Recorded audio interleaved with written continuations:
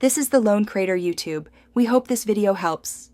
You begin by verifying essentials: the fog machine, correct fog fluid, and a grounded 120V supply.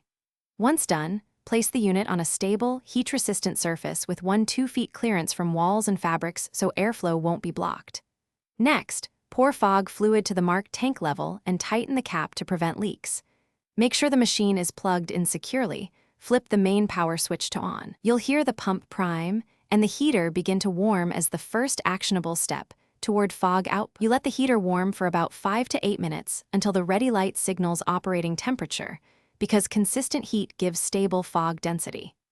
Once warm, use the manual trigger or your wired/IR remote to send short 1 to 2 second bursts. This prevents overproduction and puddling. Then, adjust output rate and interval settings to match your room size and desired effect, making sure to monitor room temperature and ventilation so fog disperses evenly. If you need continuous fog space, you finish by running a short pump-only cycle using cleaning fluid or distilled water to clear the nozzle. This prevents clogs and residue buildup. Once flushed, turn the machine power off and unplug it. Allow the unit to cool completely before moving or storing it upright in a dry place. Finally, if you get no fog, check the fuse and power, clean the nozzle and lines, and confirm the fluid is compatible and the pump primed. This one troubleshooting step solves most stoppages quickly.